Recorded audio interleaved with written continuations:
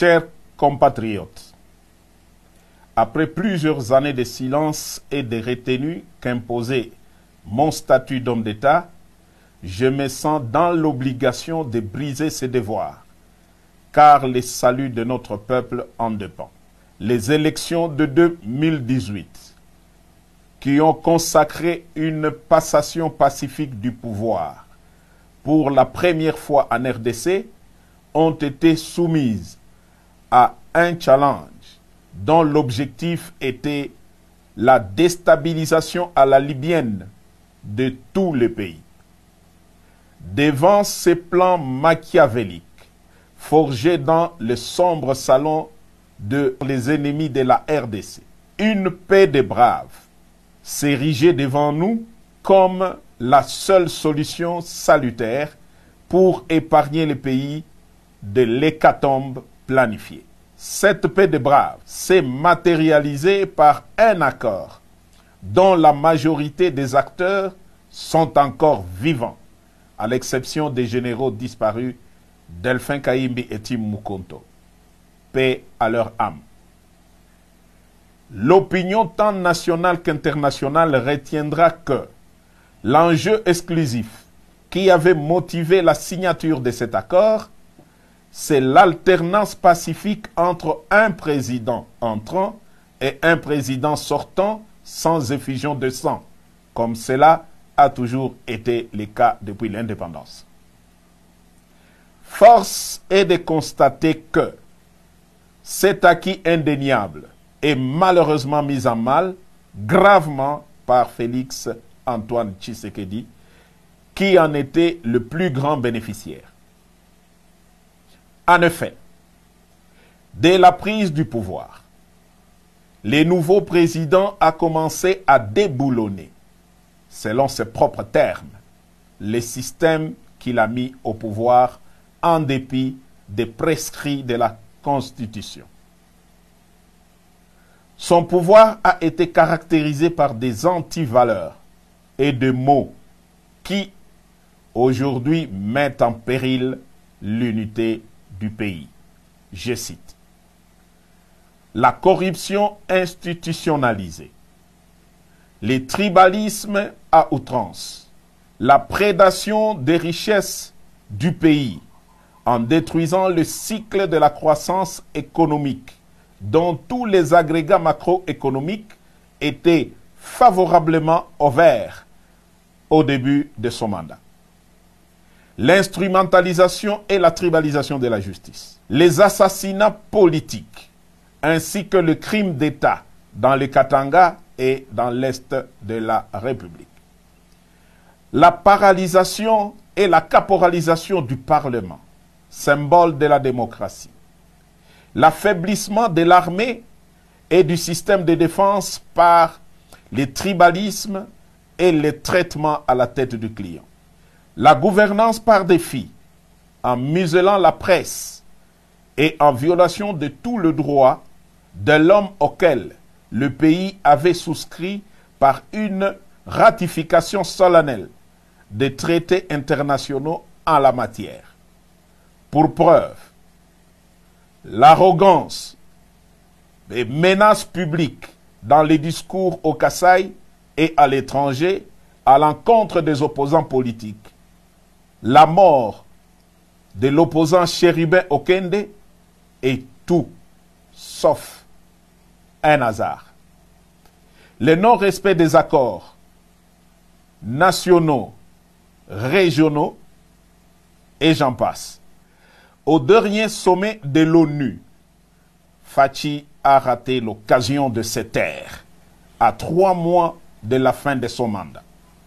Dès lors, les devoirs et le patriotisme m'interpellent et m'appellent.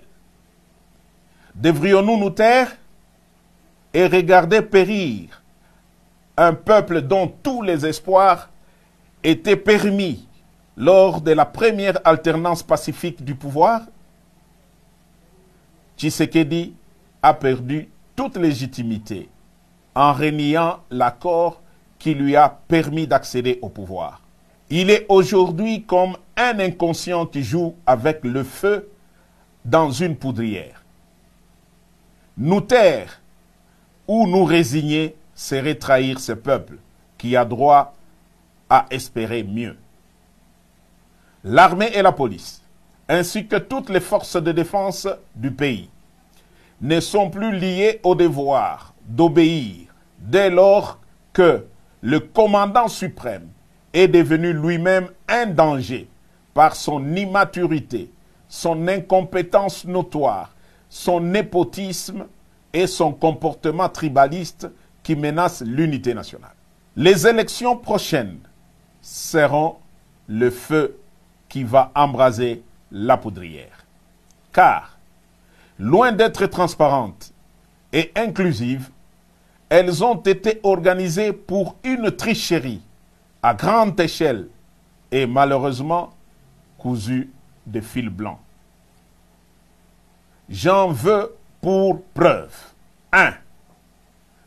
La répartition des sièges ne représente pas la vérité démographique de province et les faits en faveur de milieux sociaux favorables à Fachi.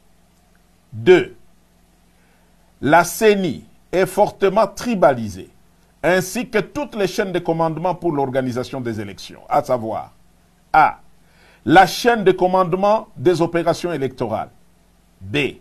La chaîne de financement des opérations électorales. Et C.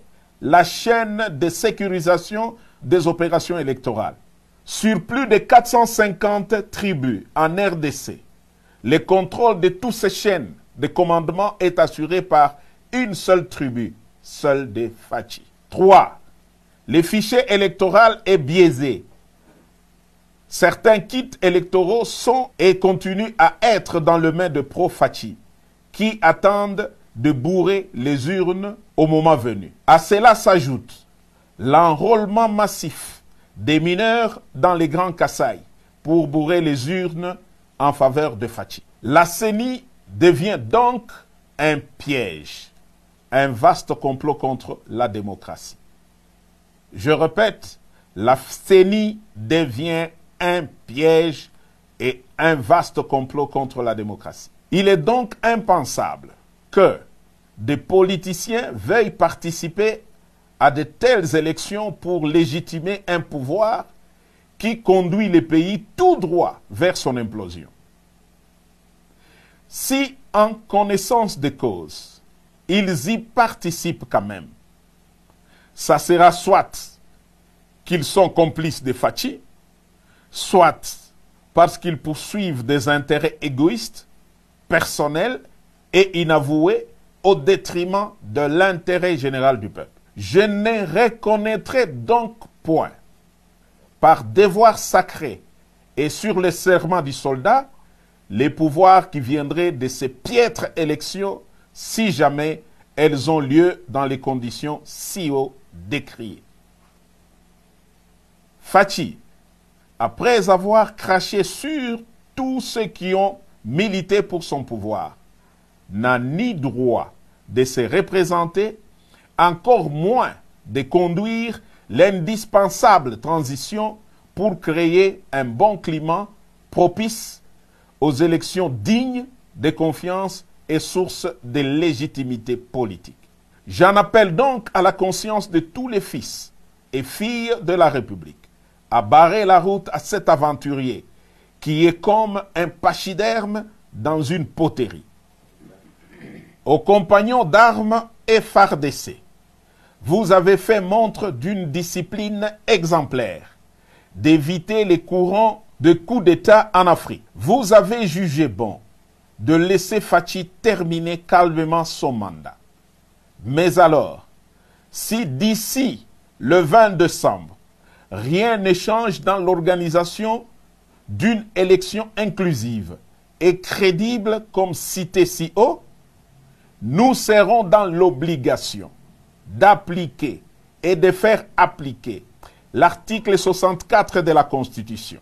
S'il a en lui un peu d'héritage de son père qui a consacré toute sa vie pour voir l'avènement de la démocratie dans RDC, Fachi doit se retirer pour l'intérêt supérieur de la nation. S'il continue à s'entêter, à écraser et museler l'opposition, qu'il sache que seul le fabricant du monstre est capable de les détruire.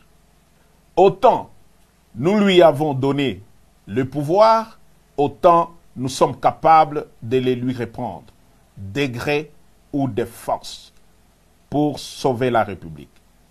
Tous les officiers supérieurs impliqués dans l'accord suivanté savent quel est le rôle que j'ai joué pour le faire accepter, même auprès des politiques qui géraient les institutions citoyennes de la République. Et Fachi en est pleinement conscient. Dieu sera juge entre lui et moi. Vive la République!